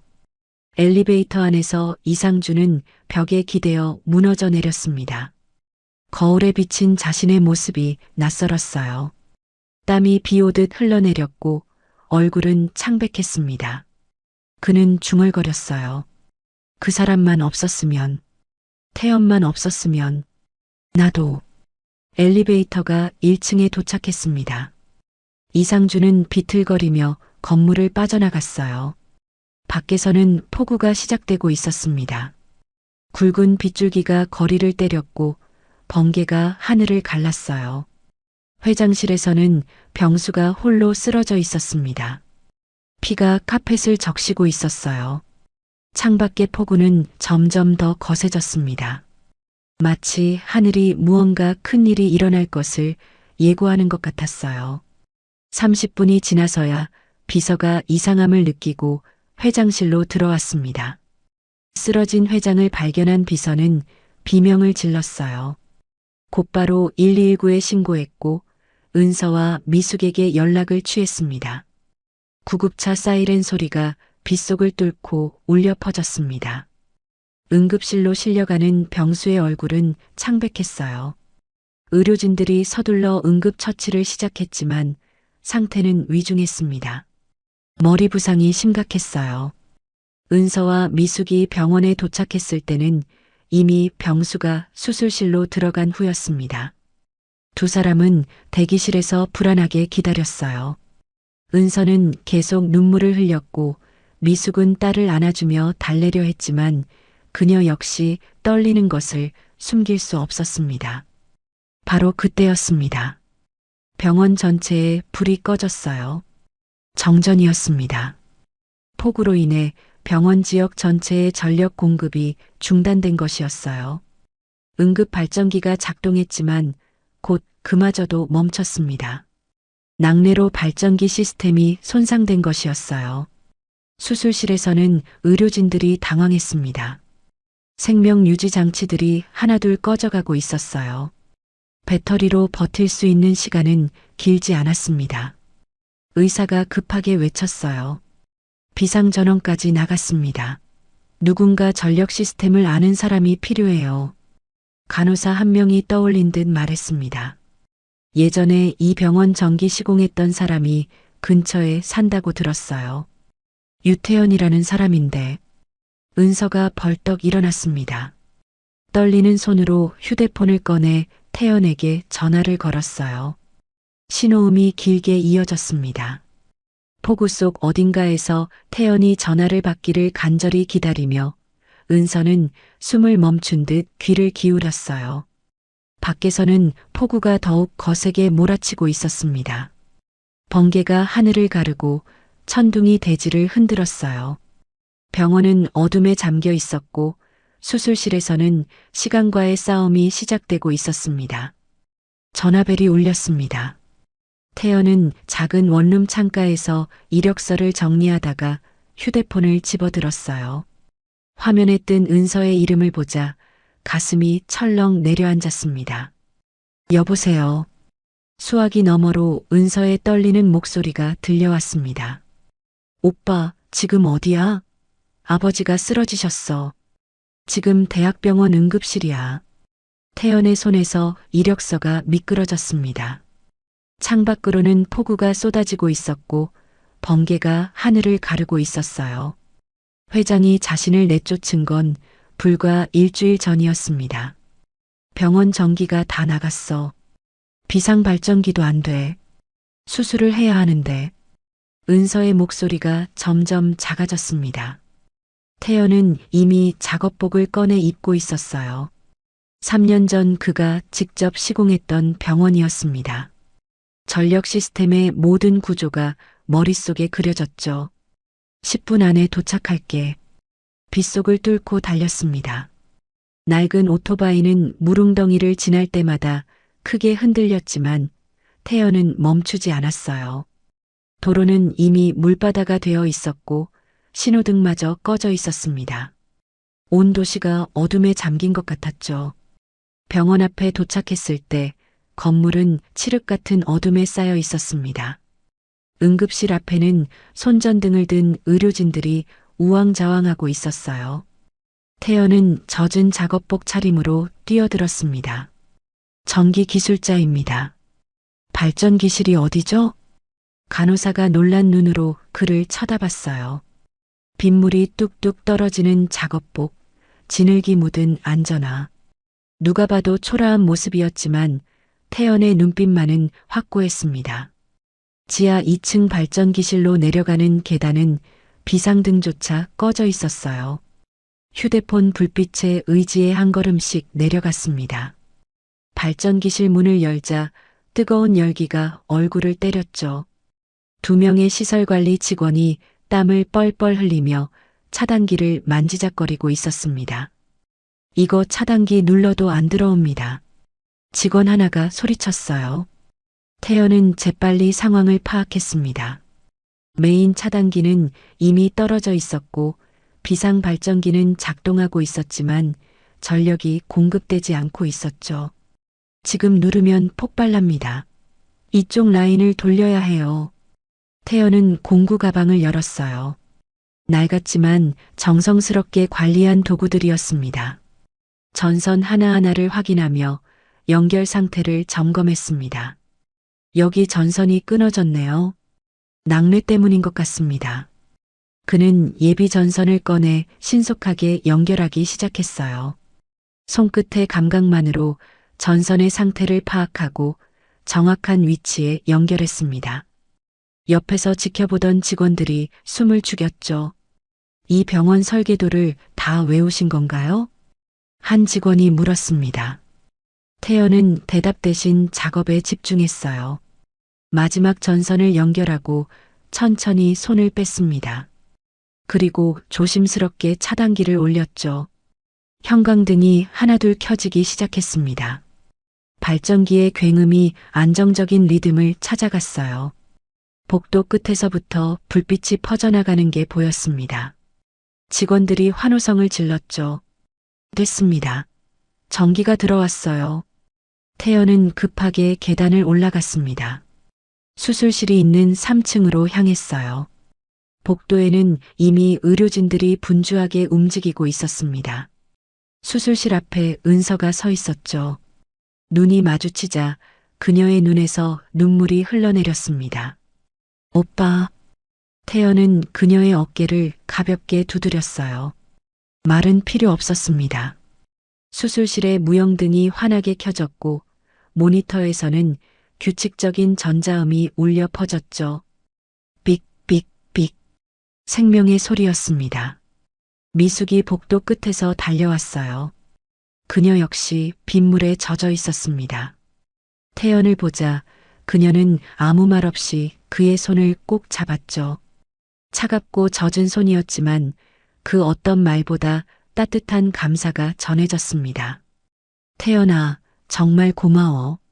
미숙의 목소리에는 진심이 담겨 있었습니다. 태연은 고개를 숙였어요. 수술은 4시간이나 계속됐습니다. 그동안 태연은 발전기실을 오가며 전력 상태를 점검했어요. 폭우는 여전히 계속되고 있었고 언제 또 문제가 생길지 몰랐으니까요. 옷은 이미 젖었다 마르기를 반복했고 피로가 몰려왔지만 그는 자리를 떠나지 않았습니다. 새벽 4시 수술실 문이 열렸어요. 의사가 마스크를 벗으며 나왔습니다. 은서와 미숙이 벌떡 일어났죠. 수술은 성공적입니다. 회복실로 옮기겠습니다. 안도의 한숨이 터져 나왔어요. 은서는 그 자리에 주저앉아 울음을 터뜨렸고 미숙은 의사에게 연신 고맙다고 인사했습니다. 태연은 조용히 벽에 기대어 있었죠. 회복실로 옮겨진 병수를 보러 들어갔을 때였습니다. 아직 의식이 돌아오지 않은 그의 얼굴은 창백했어요. 하지만 가슴은 규칙적으로 오르내리고 있었죠. 살아있다는 증거였습니다. 병수의 눈꺼풀이 조금씩 떨렸어요. 그리고 천천히 눈을 떴습니다. 흐릿한 시야 속에서 가장 먼저 본 것은 젖은 작업복을 입고 서 있는 태연이었죠. 병수는 힘겹게 입을 열었습니다.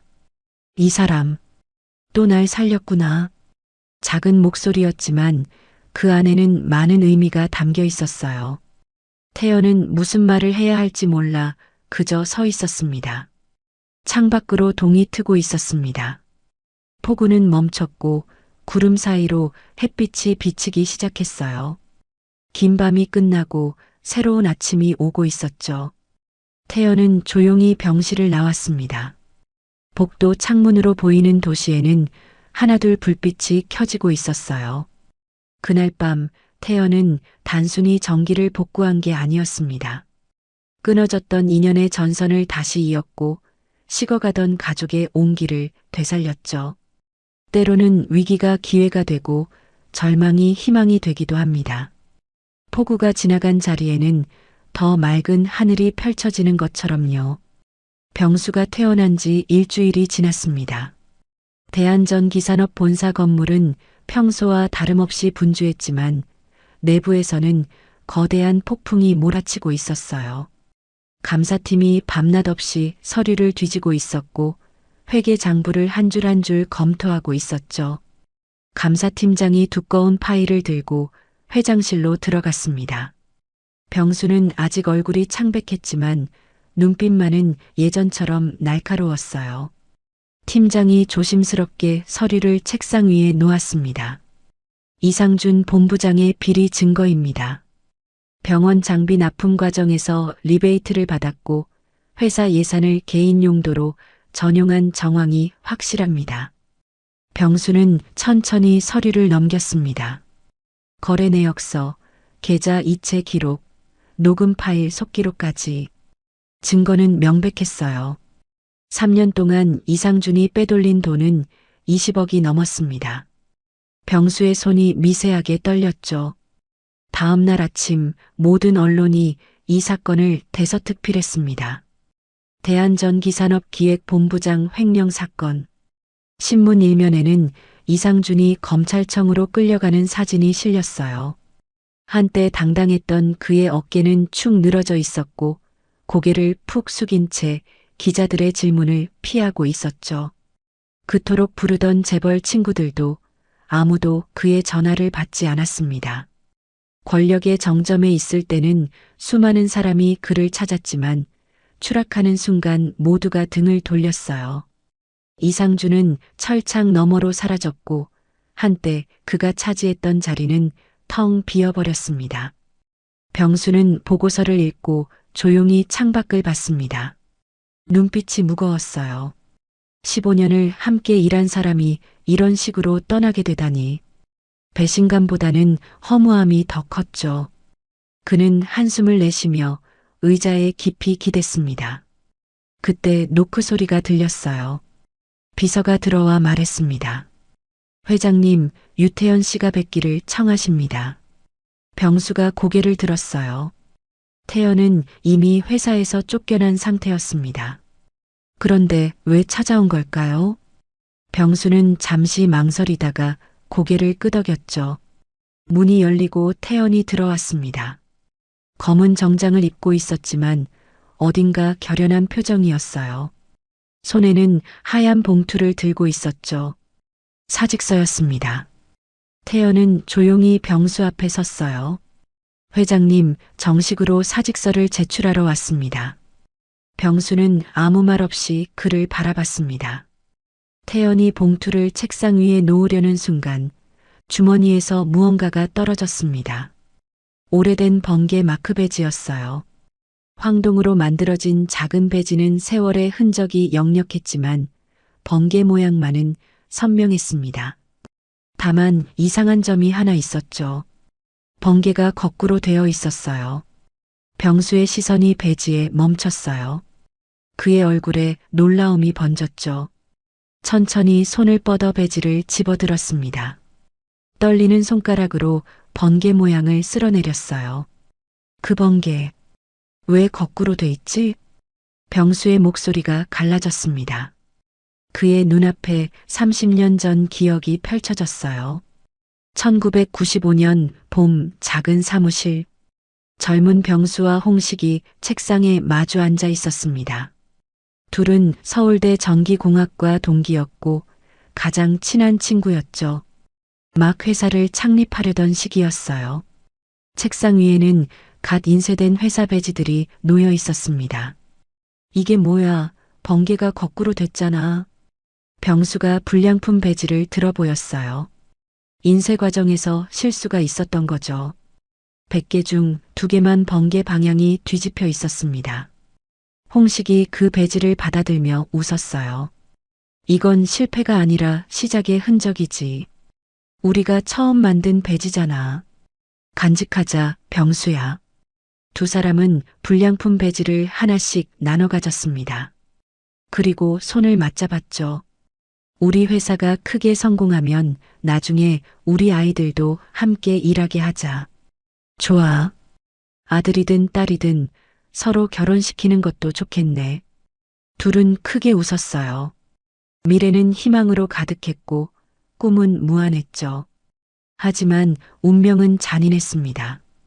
홍식은 회사가 자리를 잡기도 전에 교통사고로 세상을 떠났어요. 아내는 갓난아기를 안고 시골로 내려갔고 연락이 끊겼죠. 현실로 돌아온 병수의 눈이 젖어 있었습니다. 그는 떨리는 목소리로 말했어요. 그 거꾸로 선 번개. 홍식이만 들고 다니던 거였어. 태연이 놀란 눈으로 병수를 바라봤습니다. 아버지, 그 이름을 정말 오랜만에 듣습니다. 병수가 자리에서 일어났어요. 책장으로 걸어가 오래된 액자를 꺼냈습니다. 먼지를 닦아내자 빛바랜 사진이 드러났죠. 젊은 두 남자가 어깨동무를 하고 환하게 웃고 있었어요.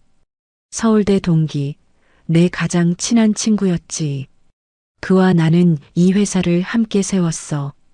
병수는 사진을 태연에게 건넸습니다. 태연은 사진 속 왼쪽 남자를 보며 숨을 멈췄어요. 어머니가 보여준 아버지 사진과 똑같은 얼굴이었죠. 눈시울이 붉어졌습니다. 어머니는 아버지가 전기기술자였다고만 하셨어요. 큰 회사를 세운 분인 줄은. 병수는 손을 떨며 배지를 다시 쥐었습니다. 번개 마크가 손바닥에 닿자 30년 전 친구의 온기가 느껴지는 것 같았어요. 네가 흥식이 아들이었다니. 회장실에 침묵이 흘렀습니다. 창밖으로는 눈이 내리기 시작했어요. 하얀 눈송이가 유리창에 부딪혀 녹아내렸죠. 병수가 눈을 감고 중얼거렸습니다. 세상에 우연이란 없었다. 그는 천천히 눈을 떴어요. 태연을 바라보는 눈빛에는 이제 다른 감정이 담겨 있었습니다.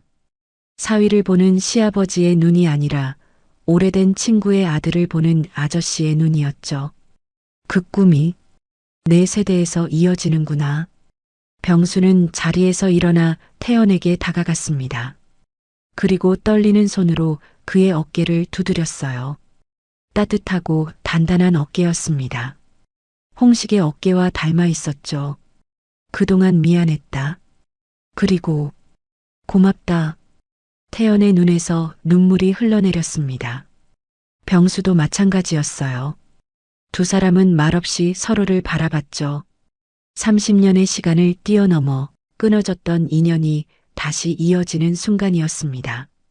마치 30년 전 젊은 병수와 홍식이 나란히 서 있던 것처럼 태연은 사직서를 다시 집어들었습니다. 하지만 이번엔 찢어버렸어요. 하얀 종이 조각이 바닥에 흩날렸죠. 병수가 미소를 지었습니다.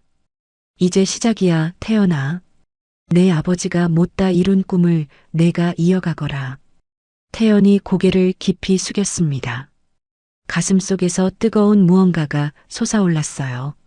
아버지의 꿈, 회장의 신뢰, 그리고 새로운 시작. 모든 것이 하나로 이어지는 순간이었죠. 대한전기산업 본사 대강당은 수백 명의 기자들로 가득 찼습니다.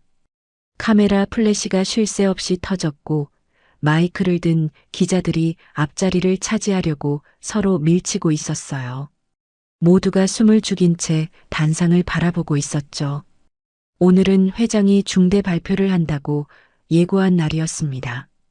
무거운 발걸음으로 병수가 단상에 올랐어요.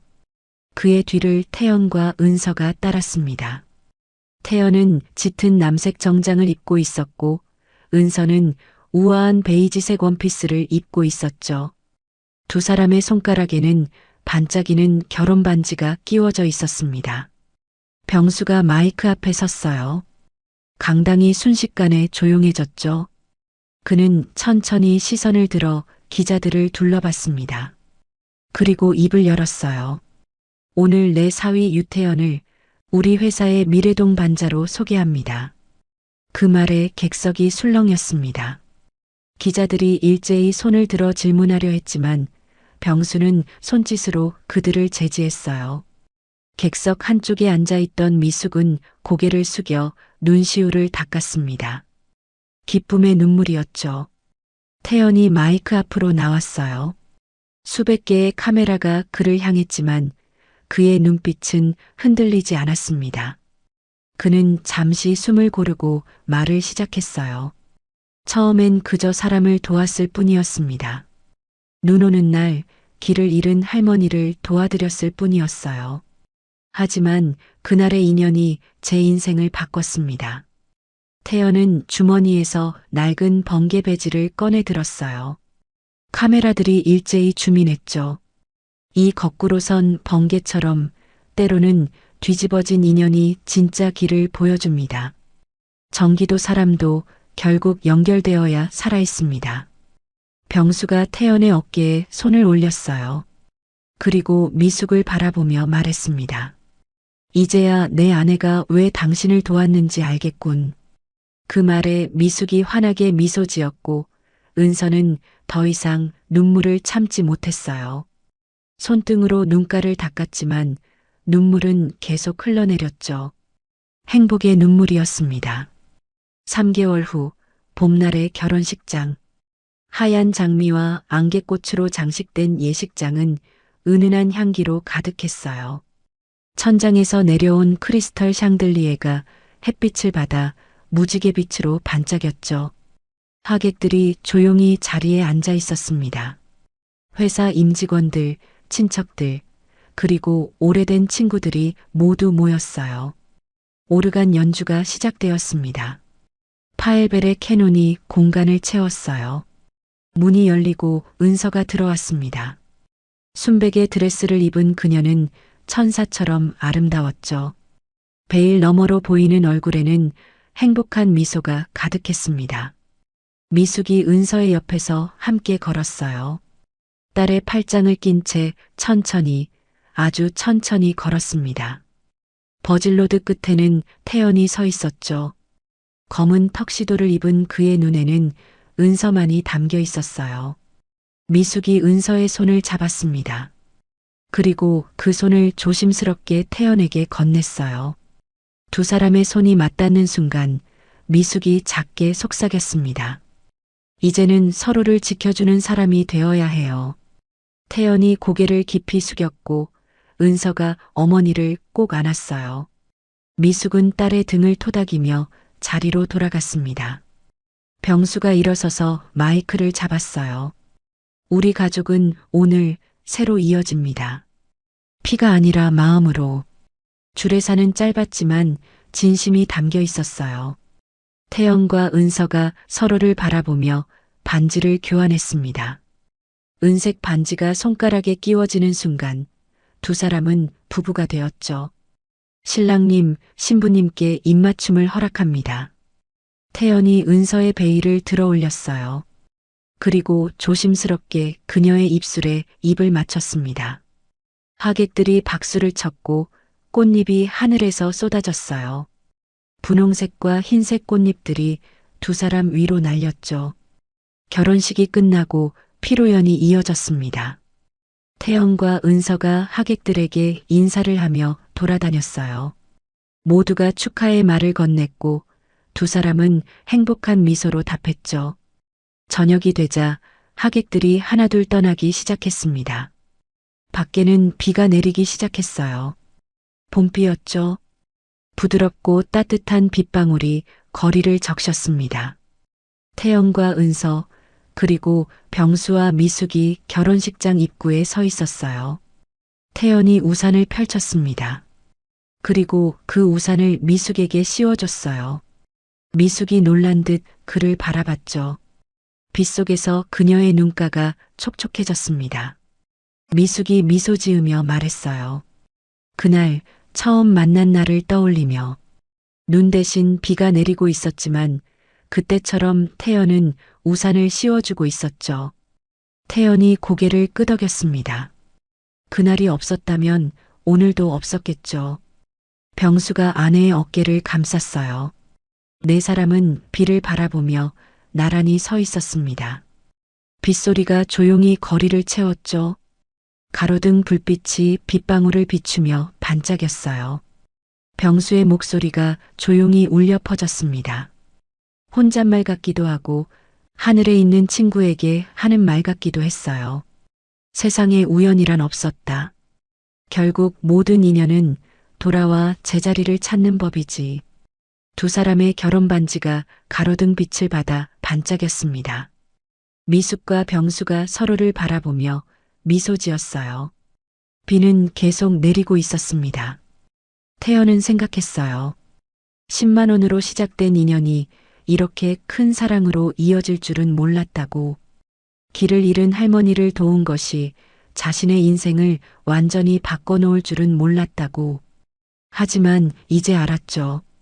모든 만남에는 의미가 있고 모든 인연에는 이유가 있다는 것을.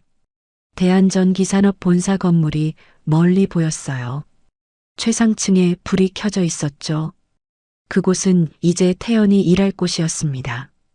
아버지가 이루지 못한 꿈을 이어갈 곳이었어요. 거꾸로 선 번개 배지처럼 때로는 뒤집힌 길이 진짜 운명으로 이어지는 법이었죠. 비가 그치고 무지개가 떴습니다. 도시 전체를 가로지르는 커다란 무지개였어요. 네 사람은 무지개를 바라보며 걸었습니다. 새로운 가족으로 하나의 인연으로 이어진 채로 그들의 발걸음은 가벼웠고 마음은 따뜻했어요. 이야기는 여기서 끝이 났습니다. 하지만 그들의 인생은 이제 시작이었죠.